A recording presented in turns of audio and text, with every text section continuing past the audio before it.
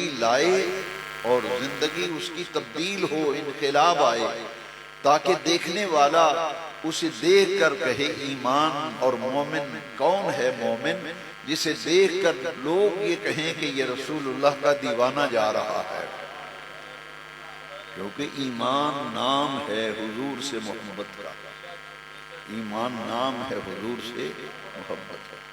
قرآن مجید کی آیت لے لیجیے، اس آیت کریمہ بھی فرمایا احب الیکم من اللہ ورسولہ فتربصوا حتی یأتی اللہ بامرہ۔ اللہ کریم نے فرمایا یہ تمہارے باپ دادا، تمہاری اولادیں، تمہارے بہن بھائی، تمہارے دوست رشتہ دار، تمہارے رہائش کے مقام، تمہاری تجارت، ان ساری چیزوں سے جب بڑھ کر اللہ اور اس کے رسول سے محبت نہیں ہوگی تو پھر انتظار کرو، اللہ تعالیٰ تمہارے لیے اپنا فیصلہ لے کر کے آئے۔ دنیا کی ہر محبت پر اللہ اور اس کے رسول کی محبت غالب آ جائے تو پھر بندہ جو ہے وہ مومن ہو جاتا ہے اور وہ اللہ اور اس کے رسول کے احکام پر عمل شروع کر دیتا ہے۔ اب میں نے دو لفظ بولے تھے کہ اللہ کو ماننا، رسول کریم کو ماننا، یہ اسلام ہے، اللہ کی ماننا، رسول کریم کی ماننا، یہ ایمان ہے۔ اب یہ جو فرق ہے کہ نبی کریم علیہ السلام کا نام بھی لے، لوگ کہتے ہیں شرک ہو گیا، یہ توحید کی اوپر بڑا کوئی زد آ گئی ہے۔ میں نے جو دو آیتیں پڑھی ہیں، وقت میرے پاس اتنا ہی ہے، دونوں آیتوں میں ذرا غور کریں۔ میں تو اللہ کا شکر کرتا ہوں کہ ہمارا مسلک، ہمارا عقیدہ، ہماری نظریہ، ہماری سوچ یہ تو قرآن اور حدیث کے ٹھوس دلائل پر مبنی ہے۔ کوئی میں ڈائجسٹ نہیں پڑھ رہا، نہ میگزین پڑھ رہا ہوں، نہ کسی اخبار کی خبر آپ کو سنا رہا ہوں، میں نے تو اللہ کا قرآن پڑھا ہے۔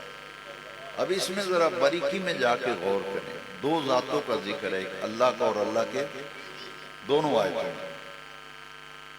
پہلی آیت جو میں نے پڑھی ہے اس کو میں بعد میں لے رہا ہوں، جو بعد میں پڑھی ہے اس کا ترجمہ پہلے کر رہا ہوں تاکہ سمجھنا آسان ہو۔ اللہ ورسولہ احق ان یرضوہ۔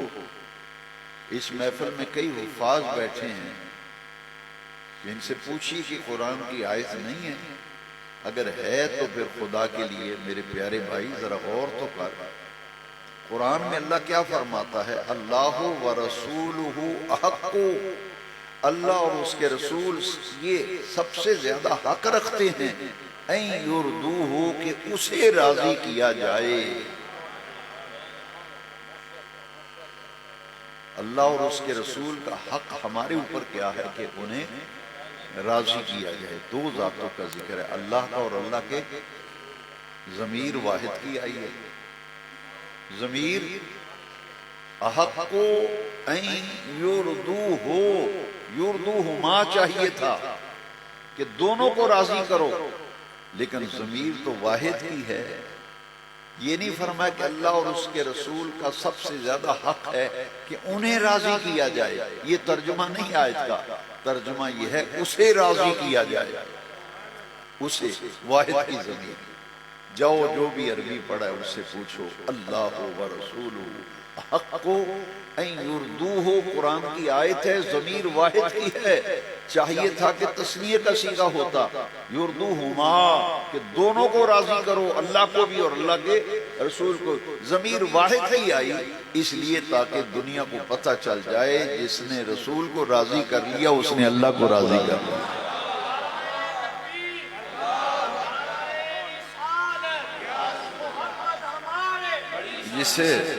جس نے رسول کریم کو راضی کر لیا۔ اب بھی اگر کسی کو سمجھ نہ آئے، میں تو کسی کو کچھ نہیں کہتا، مجھے کیا ضرورت ہے کسی کو کچھ کہنے کی، میں تو بھائی قرآن سناتا ہوں، حدیث سناتا ہوں، کسی کو کچھ نہیں کہتا۔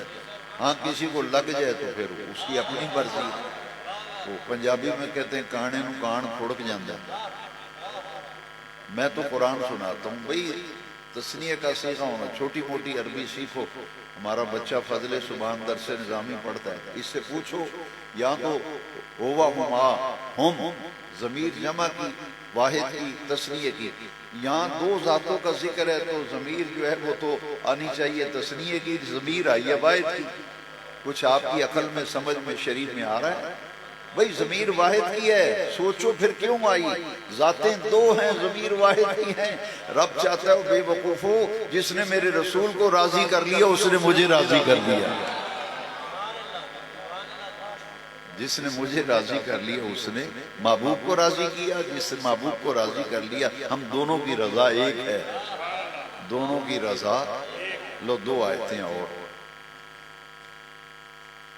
قرآن کہتے ہیں اطیعوا اللہ و اطیعوا الرسول. اگر قرآن نہ ہو تو مجھے گلے میں پھانسی دو، سزا دو مجھے.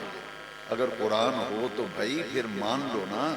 حضور کی عظمت سے کیا چڑ ہے کہ حضور کا نام ہی آئے تو کہتے ہیں شرک ہو گیا. یہ توحید پہ زد آتی ہے.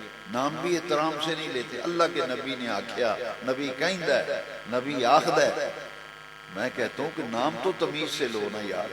وہ رسول کریم نے فرمایا، نبی پاک نے فرمایا، اللہ کے پیارے محبوب نے فرمایا. پتہ نہیں کیا ناد ہے. دیکھیں ذرا، فرمایا من یطیع الرسول فقد اطاع اللہ. پہلے فرمایا کہ اطیعوا اللہ و اطیعوا الرسول.